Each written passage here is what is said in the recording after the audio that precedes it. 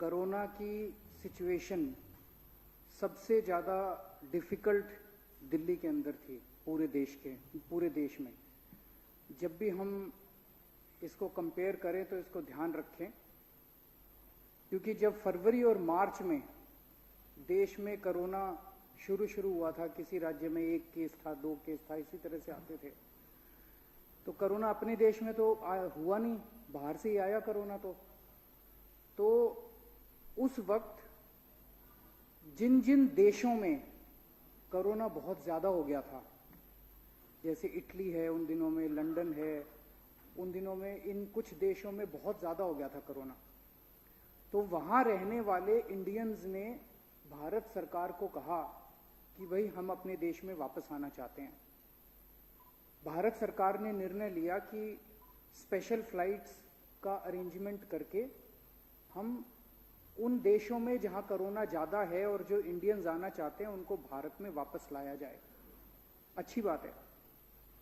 दिल्ली देश की राजधानी है, तो वो जितनी भी फ्लाइट्स बाहर से आई उसकी 80-90% फ्लाइट्स दिल्ली में उतरी वो। और उन दिनों में नया नया था कोरोना, किसी को कुछ ज्यादा ज्ञान नहीं था, तो तब तक कोई प्रोटोकॉल नहीं थे, कोई आईसीएमआर की गाइडलाइंस नहीं थी, कोई क्वारंटाइन नहीं था, कोई आइसोलेशन नहीं था। तो 22 मार्च का एक लेटर है जो हमारे हेल्थ सेक्रेटरी ने सारे डीएम्स को भेजा हुआ है। उसमें लिखा हुआ है कि पिछले 1 महीने में 32,000 यात्री बाहर से आए हैं, और वो 32,000 यात्री बाहर से आके दिल्ली के अलग अलग कोने में फैल गए हैं। उनको आइडेंटिफाई करो। अब तब तक मेरे ख्याल से 18 मार्च के आसपास केंद्र सरकार की गाइडलाइंस आई थी कि भाई जो बाहर से लोग आ रहे हैं उनको क्वारंटाइन करो, तब उसके आसपास ही आई थी। तो ये 22 मार्च को दिल्ली की हेल्थ सेक्रेटरी ने एक चिट्ठी भेजी सारे डीएम्स को कि भाई ये 32,000 लोग, इनकी लिस्ट आप लोग एयरपोर्ट से लो और उनको चिन्हित करो। और उनको अब 32,000 लोगों को चिन्हित करना तो लगभग नामुमकिन सी बात थी। ये 32,000 लोग उन देशों से आए थे जहां बहुत ज्यादा कोरोना था। तो आप सोच सकते हो कि इनमें से कितने सारे लोग ऑलरेडी कोरोना से संक्रमित होंगे। 5,000, 6,000, 7,000। तो दिल्ली ने 0 से शुरू नहीं करा, दिल्ली ने वहां से शुरू करा। 5 या 6,000 केस से तो शुरू करा दिल्ली ने, और उसके बाद लॉकडाउन हो गया। नया नया था कोरोना, मेरे को याद है उन दिनों में कोई किट नहीं थी, कोई टेस्टिंग किट नहीं थी, कोई पीपी किट नहीं थी, कोई टेस्ट होते ही नहीं थे। तो ये लोग चारों तरफ फैल गए, कोई टेस्टिंग नहीं हो रही थी, कुछ नहीं हो रही थी, और इन्होंने कितना कोरोना फैलाया होगा ये आप अंदाजा लगा सकते हो।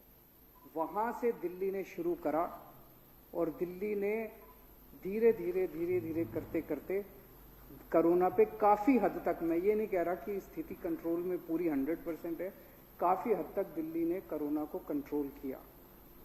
और इसमें मैं हर जगह कहता हूं कि ये केवल और केवल एक ही चीज का नतीजा है, वो है टीम वर्क। हमने ये जल्दी महसूस कर लिया कि ये इतनी बड़ी महामारी है कि अकेले के बस की बात नहीं है। अगर दिल्ली सरकार इस अहंकार के अंदर रहती कि हम करेंगे और हम अकेले करेंगे, तो ये कोरोना कंट्रोल होने वाला नहीं था। हमने सबकी मदद ली, हमने केंद्र सरकार की मदद ली, और आज इस सदन के माध्यम से मैं केंद्र सरकार का शुक्रिया अदा करना चाहता हूं कि उन्होंने जब हमने शुरू में हमारे पास पीपी किट नहीं थे, उन्होंने दिए, हमने मांगे, उन्होंने दिए। हमारे को ऑक्सीजन सिलेंडर नहीं थे, हमने मांगे, उन्होंने दिए। हमारे पास टेस्टिंग किट्स नहीं थे, हमने मांगे, उन्होंने दिए। बहुत जब हमने उनसे जो मदद मांगी उन्होंने हमारी मदद करी। समाज ने भी बहुत मदद करी। अकेले कोई एक सरकार इसको नहीं कर सकती। दिल्ली सरकार का ये हमने कर दिया, झूठ बोल रही है दिल्ली सरकार। केंद्र सरकार का ये हमने कर दिया, झूठ बोल रही है केंद्र सरकार। समाज ने, पूरे दिल्ली के 2 करोड़ लोगों ने जिस तरह से मिलकर इस पूरी महामारी के दौरान मदद करी है, इतनी समाज सेवी संस्थाएं, इतनी डॉक्टरों की संस्थाएं फ्री में मदद करी। एक वो स्टेप 1 है, स्टेप 1 करके एक एनजीओ है, उन्होंने पैसे नहीं लिए हम लोगों से, काफी दिनों तक फ्री में। एक और कई सारी एनजीओ ने, डॉक्टर्स की एनजीओ ने मदद करी, रिलीजियस ऑर्गेनाइजेशंस ने, अक्षरधाम मंदिर ने मदद करी, राधा स्वामी सत्संग ने मदद करी, जैन धर्मशाला वालों ने मदद करी, बहुत सारे लोगों ने मदद करी, और तब जाके ये बहुत सारे लोगों की मदद का नतीजा है। तो मेरा एक, तो मैं अभी देख रहा था, वो कह रहा था ना हमने करी, वो कह रहा था ना हमने करी। मेरा बार बार ये कहना है कि सबने मदद करी। हमारी एक कमजोरी है अध्यक्ष महोदय, आम आदमी पार्टी में हमको राजनीति करनी नहीं आती, और ये कमजोरी हमारी इस वक्त सबसे बड़ी ताकत बन गई कि हमें राजनीति करनी नहीं आती। तो कोई कहता था केजरीवाल झूठ बोल रहा है, इसने ठीक कर दिया दिल्ली को, हम कहते थे हाँ जी उसी ने कर दिया। कोई कहता था नहीं इसने कर दिया, हम कहते थे हाँ जी उसने।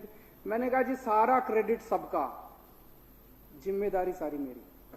दिल्ली के लोगों ने मेरे को चुन के भेजा है, और अगर दिल्ली में कहीं भी किसी भी तरह की कोई दिक्कत आती है तो वो मेरी जिम्मेदारी मेरी। आज दिल्ली मॉडल की चर्चा पूरे देश में और पूरी दुनिया में हो रही है।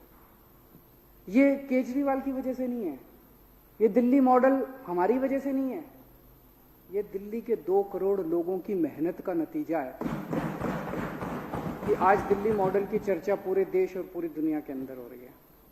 और आज सबसे बड़ी ताकत दिल्ली के लोगों की क्या है?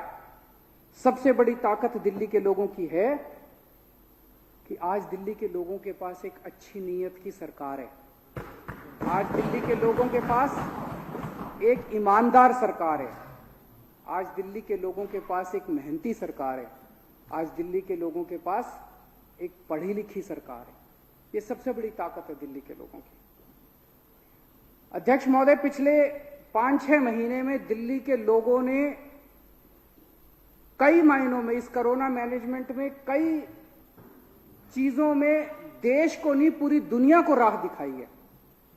आज मेरे को इस सदन को कहते हुए बड़ी खुशी हो रही है। इस पृथ्वी के ऊपर सारे देशों को मिला के सबसे ज्यादा टेस्ट दिल्ली के अंदर हो रहे हैं, सारे देश मिला के। आज दिल्ली में 60,000 टेस्ट डेली हो रहे हैं। 2 करोड़ जनसंख्या है, तो अगर 10 लाख लोगों पे कैलकुलेट कर लो, छोटा सा ही कैलकुलेशन है, तो 3,000 के करीब टेस्ट पर डे पर 10 लाख, 10 लाख लोगों पे 3,000 टेस्ट डेली हो रहे हैं। नहीं, वो तो पर मिलियन टोटल है, मैं टोटल नहीं कह रहा, मैं पर डे कह रहा हूं। पर डे जो है 3,000 टेस्ट पर डे है। 60,000 टेस्ट, 2 करोड़ जनसंख्या। इसके कंपैरिजन में फर्स्ट दिल्ली है पूरे देश में। पहले देश की फिगर्स देता हूं। नेक्स्ट सेकंड जो है दिल्ली में 3,000 पर डे पर 10 लाख। नेक्स्ट आंध्र प्रदेश है 1,300 पर डे पर 10 लाख। उसके बाद गुजरात है 1,000 टेस्ट, हमसे 1/3। फिर कर्नाटका 983, हरियाणा 990, महाराष्ट्र 802, उत्तर प्रदेश 670, और पूरे देश की एवरेज है 819। तो जितने टेस्ट दिल्ली में हो रहे हैं, सेकंड नंबर पे जो है उसके 1/3 टेस्ट हो रहे हैं। टेस्ट की क्या अहमियत है, ये भी मैं इसके ऊपर आऊंगा। दिल्ली में 3,000 टेस्ट पर डे पर मिलियन। इंग्लैंड में भी 3,000, इंग्लैंड सेकंड हमारे साथ है, इंग्लैंड में भी 3,000। अमेरिका में 1,300 टेस्ट पर डे पर मिलियन। रशिया में 2,300 टेस्ट पर डे पर मिलियन। पेरू में 858 टेस्ट पर डे पर मिलियन। पूरी पृथ्वी के ऊपर सबसे ज्यादा टेस्ट आपकी दिल्ली के अंदर हो रही है।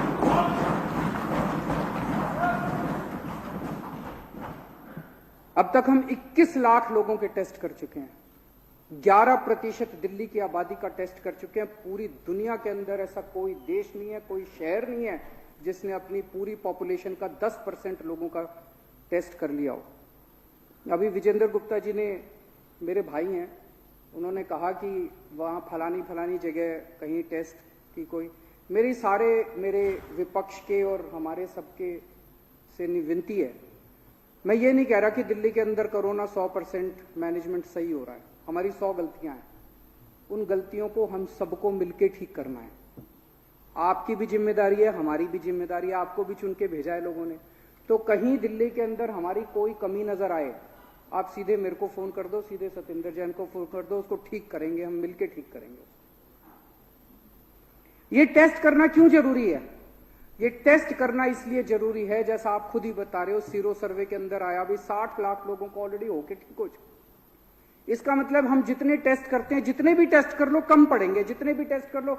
हमारा बस चले तो एक दिन 2 करोड़ लोगों को टेस्ट करा के सारों को आइसोलेट कर दो, कोरोना खत्म हो जाएगा। लेकिन इतने टेस्ट हो नहीं सकते, इतनी कैपेसिटी नहीं है। तो जितने हम टेस्ट बढ़ाएंगे नंबर उतने ज्यादा आएंगे ही आएंगे। लेकिन उस नंबर से नहीं घबराना, मौत से घबराना है। अगर मौत ज्यादा हो जाए, अगर लोगों को कोरोना हो रहा है ठीक हो रहे हैं, कोरोना हो रहा है ठीक हो रहे हैं, कोई बात नहीं। लेकिन अगर मौत ज्यादा हो रही है तब घबराने की जरूरत है। वो मौत हम लोगों ने बड़ी मेहनत करके एक हॉस्पिटल का माइक्रो ऑडिट करवाया हमने।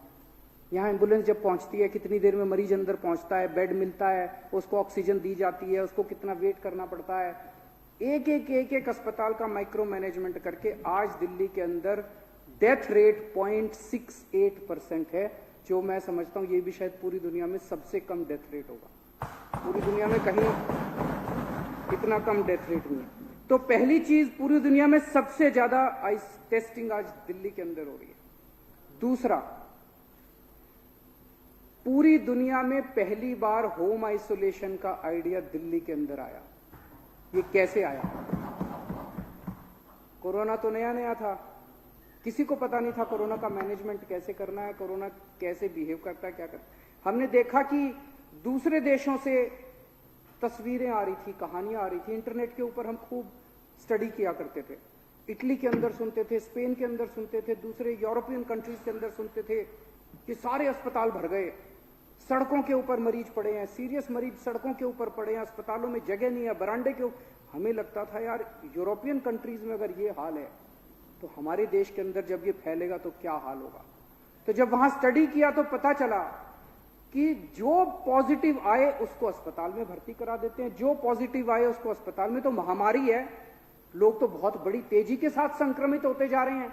इतने तो बेड किसी भी देश में नहीं होंगे, चाहे कोई कितना भी डेवलप्ड कंट्री हो, इतने बेड कहां से आएंगे। तब हम लोगों ने सोचा कि इसको 2 पार्ट में बांटना पड़ेगा। जो लोग एसिम्टोमेटिक है, जिनको कोई सिम्टम नहीं है, उनको अस्पताल की क्या जरूरत है। जो माइल्ड सिम्टम वाले हैं, जिनको ज्यादा अस्पताल की दिक्कत नहीं है, उनको क्या जरूरत है। तो हमने ये तय किया कि जितने एसिम्टोमेटिक है और जो माइल्ड सिम्टम वाले हैं, उनका इंतजाम घर में होना चाहिए। उनका इंतजाम घर में करने से 2 फायदे हुए।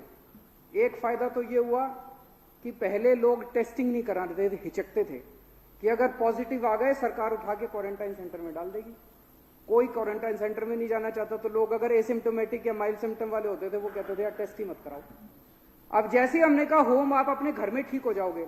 और इसका सबसे बड़ा उदाहरण था, बचपन में कहते थे ना माता हो गई, माता होती थी, कहते थे ना माता हो गई। तो माता होती थी घर में, मम्मी जो है वो एक अलग कमरे में कर देती थी सारा इंतजाम। माता भी बड़ा संक्रमित बीमारी होती थी। तो अगर घर के अंदर पता चल जाए तो घर वाले बड़ा अच्छा इंतजाम करते हैं अपने उसका, आइसोलेशन वगैरह का सारा। कुछ लोग कहते हैं घर के अंदर सबको फैल जाएगा, सबको नहीं फैलेगा, बाहर फैलेगा सबको। अस्पताल वाले उतना अच्छा इंतजाम नहीं करेंगे जितना घर वाले अपना अच्छा इंतजाम कर देते हैं। तो उससे हमने करके इनका इंतजाम करा। रोज सुबह शाम डॉक्टर फोन करता है, उनसे पूछता है कि भाई हाँ ठीक ठाक हो, टेम्परेचर कितना है, ऑक्सीजन कितनी है, ऑक्सीमीटर उनको दिया। और उनके आज मैं आपको डेटा देना चाहता हूं, अभी तक 1,15,254 लोगों का हम घर पे इलाज कर चुके हैं। 1,15,254। इनमें से 16,568 लोग अभी फिलहाल होम आइसोलेशन में हैं और 96,288 लोग ठीक हो चुके हैं घर में। 1,15,254 में से आप सोचिए डेथ कितने लोगों को हुई है? मात्र 30 लोगों की। 1.25 लाख लोगों में से मात्र 30 लोगों की होम आइसोलेशन में डेथ हुई है। ये फिगर आती है 0.03%। शायद पूरी दुनिया के अंदर इतनी लो डेथ रेट कहीं नहीं होगी। इतना सक्सेसफुल होम आइसोलेशन प्रोग्राम है। और अब इस होम आइसोलेशन प्रोग्राम की पूरी दुनिया के अंदर चर्चा हो रही है। और बहुत सारे देश अब दिल्ली के, वो जैसे इन्होंने संजीव झा ने बताया, कोरिया के एम्बेसडर ने कहा कि दिल्ली का होम आइसोलेशन मॉडल पूरी दुनिया को स्टडी करने के लिए है। तीसरी चीज जो हमने करी उसका जिक्र कम होता है, लेकिन मेरे को ये लगता है कि कोरोना वॉरियर्स को हमने एक कॉन्फिडेंस दिया कि सारी सरकार तुम्हारे साथ खड़ी है, सारा देश तुम्हारे साथ खड़ा है, आप मेहनत कर रहे हो, हम आपकी मेहनत को सलाम करते हैं, आप लोग अपने जीवन को संकट में डाल रहे हो, हम उसको सलाम करते हैं। अगर भगवान ना करे, खुदा ना करे, कल को आपको कुछ हो गया तो आपको 1 करोड़ रुपए की सहायता राशि सरकार देगी। जब ये अनाउंस करा तो डॉक्टर्स को, नर्सेज को, इन सब लोगों को एक कॉन्फिडेंस बना कि सरकार हमारे साथ खड़ी है। उनको ये लगा कि भगवान ना करे कल कुछ हो गया तो हमारा इंतजाम करने के लिए सरकार खड़ी है। ये 1 करोड़ राशि भी मुझे नहीं लगता पूरी दुनिया के अंदर किसी भी देश ने या किसी भी राज्य ने ऐसा किया होगा। और जैसा भी चर्चा हो रही थी, प्लाज्मा थेरेपी, अप्रैल और मई के महीने में हमने ट्रायल करने चालू किए थे। पूरी दुनिया के अंदर कहीं इसका मैंने एक आर्टिकल पढ़ा था कि चाइना के अंदर प्लाज्मा थेरेपी ट्राई की गई। तब हम लोगों ने इसके बारे में चर्चा करी, हमने केंद्र सरकार से परमिशन मांगी, हमें फेज 1, फिर फेज 2 और फिर फेज 3 की परमिशन मिली। हमने ट्रायल्स किए, अप्रैल और मई के महीने में हमने ट्रायल किए और मुझे बहुत खुशी है कि 2 जुलाई 2020 को दुनिया का पहला प्लाज्मा बैंक ILBS में सेटअप किया गया और उसके बाद दूसरा प्लाज्मा बैंक LNJP में। तो हमने ट्रायल के दौरान ही इलाज करना तो अप्रैल मई से ही शुरू कर दिया था, प्लाज्मा का इलाज करना। जो ट्रायल की हमें परमिशन थोड़ी थोड़ी मिलती गई, लेकिन 2 जुलाई को हमें पहला वो मिला और मुझे बेहद खुशी है कि हमने जो काम अप्रैल, मई, जून, जुलाई में शुरू कर दिया था, 19 अगस्त को अमेरिका के राष्ट्रपति प्रेसिडेंट ट्रंप ने ऐलान किया कि अब अमेरिका भी प्लाज्मा थेरेपी लागू करेगा।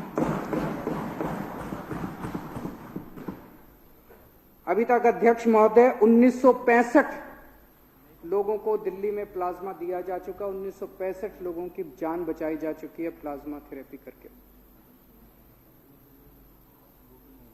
मुझे बेहद खुशी है कि दिल्ली के लोगों को इस टाइम पूरे देश के, अपने देशवासियों का, बहनों भाइयों की सेवा करने का मौका मिल रहा है। आज दिल्ली के अस्पतालों, पूरे देश के अंदर लोगों को अगर भरोसा है तो दिल्ली के अस्पतालों के ऊपर भरोसा है। पूरे देश भर से, सरकारी अस्पतालों में भी और प्राइवेट अस्पतालों में भी, राजस्थान से लोग आ रहे हैं, मध्य प्रदेश से लोग आ रहे हैं, उत्तर प्रदेश से लोग आ रहे हैं, झारखंड से लोग आ रहे हैं, बिहार से लोग आ रहे हैं, पंजाब से लोग आ रहे हैं। और 26 जुलाई के बाद का डेटा है मेरे पास, अभी तक हम 5264 दिल्ली के बाहर के मरीजों का इलाज कर चुके हैं। दिल्ली को इस बात का फक्र है कि हम लोग अपने पूरे देशवासियों का इस टाइम सेवा कर रहे हैं, सबका हम इलाज कर रहे हैं। लेकिन मैं ये भी उम्मीद करता हूं कि ये कोरोना महामारी हम लोगों को एक सीख देगी। आज दिल्ली ने इतनी जल्दी टर्न अराउंड करा क्योंकि हमने 5 साल के अंदर दिल्ली के स्वास्थ्य के सेक्टर में इतना इन्वेस्ट किया था। कुछ लोग कहते हैं, अरविंद जी आप तो कहते हो हमने दिल्ली में अस्पताल ठीक कर दिए थे, फिर जून के महीने में आपके बेड की कमी क्यों हो गई फलान। दिल्ली, कोरोना की महामारी एक स्पेशल किस्म का इलाज मांगती है। जैसे हमारा LNJP हॉस्पिटल में हार्ट की भी इलाज होता है, न्यूरो का भी इलाज होता है, इसका भी इलाज होता है, तो अलग अलग डिपार्टमेंट थे। कोरोना वाले में तो केवल ऑक्सीजन चाहिए, तो अब सारे डिपार्टमेंट खत्म करके सारे बेड्स को ऑक्सीजन बेड्स में कन्वर्ट करना पड़ा। सारे ICUs को खत्म करके सारे ICUs को केवल और केवल कोरोना के लिए। वो टर्न अराउंड इसलिए पॉसिबल हुआ क्योंकि हमारे पास बेसिक इंफ्रास्ट्रक्चर मौजूद था। तो वो टर्न अराउंड करके हमने दिल्ली के अस्पतालों को तुरंत टर्न अराउंड किया और उनको उसमें कन्वर्ट किया। तो आज मैं उम्मीद करता हूं कि कोरोना की महामारी से सीख लेके, जैसे दिल्ली ने 5 साल के अंदर हेल्थ इंफ्रास्ट्रक्चर में इतना इन्वेस्ट किया है, बाकी देश की राज्य सरकारें भी अपने अपने राज्य के अंदर हेल्थ के अंदर इन्वेस्ट करेंगी, ताकि उनकी लोगों को अपना इलाज कराने के लिए दिल्ली आने की जरूरत, इतनी दूर आने की जरूरत ना पड़े। अध्यक्ष महोदय, इस टाइम ये बहुत बड़ी महामारी है और जैसा मैंने कहा कि अकेले कोई सरकार नहीं लड़ सकती, समाज को साथ आना पड़ेगा। आम आदमी पार्टी केवल चुनाव लड़ने के लिए नहीं बनी थी, आम आदमी पार्टी सत्ता के लिए नहीं बनी, आम आदमी पार्टी देश के लिए बनी है। आम आदमी पार्टी का एक एक कार्यकर्ता की एक एक सांस देश के लिए है। आम आदमी पार्टी का एक एक कार्यकर्ता, उसकी एक एक सांस, उसकी एक एक क्षण जो है वो देश के लिए समर्पित है। मैंने सभी कार्यकर्ताओं को कहा है कि इस टाइम डरो मत, अपने अपने घरों से बाहर निकलो। जो जो राज्य सरकारें, ये समय एक दूसरे के ऊपर आरोप प्रत्यारोप का नहीं है, सारी राज्य सरकारें अच्छा काम कर रही हैं, केंद्र सरकार अच्छा काम कर रही है, हमें किसी को क्रिटिसाइज नहीं करना। और हर राज्य के अंदर ऑक्सीमीटर उठा लो और ऑक्सीमीटर लेके घर घर जाके चेकिंग करो। जिसकी ऑक्सीजन, जैसे इन्होंने बताया, अगर इनके घर में ऑक्सीमीटर नहीं होता, इनकी तब तक टेस्टिंग नहीं हुई थी, हो सकता है उस रात इनके साथ कुछ अनहोनी ना हो जाती। ये तो ऑक्सीमीटर था, इन्होंने चेक कर लिया, पता चला 90 से कम थी ऑक्सीजन। 90 से कम ऑक्सीजन बड़ी क्रिटिकल होती है। तो अब ऑक्सीमीटर ले लेके सारे देश के अंदर आम आदमी पार्टी के कार्यकर्ता घर घर जा रहे हैं। अगर किसी की ऑक्सीजन कम हो तो उसको अस्पताल ले जाके उसको ऑक्सीजन दिलाने में मदद कर रहे हैं। ये भी मुझे लगता है, जो ऑक्सीमीटर का कोई कह रहा था, जिस स्केल के ऊपर ऑक्सीमीटर का कैंपेन चल रहा है, ये तो आम आदमी पार्टी का नाम गिनीज बुक के अंदर आना चाहिए। इतने बड़े स्तर के ऊपर ऑक्सीमीटर का कैंपेन शायद किसी ने नहीं किया होगा इस पृथ्वी के ऊपर। तो अध्यक्ष महोदय, ये समय बड़ा कठिन समय है। मानव जाति के इतिहास में इतनी बड़ी महामारी कभी नहीं आई। बस एक ही चीज ध्यान रखनी है, इस वक्त सारी राजनीति परे करके सबको मिलके संगठित होके इंसानियत के लिए काम करना है। अपनी सारी ईगो भूल के, अपनी सारा अहंकार भूल के, सारा सब कुछ भूल के सबको मिलके काम करना। बहुत बहुत शुक्रिया।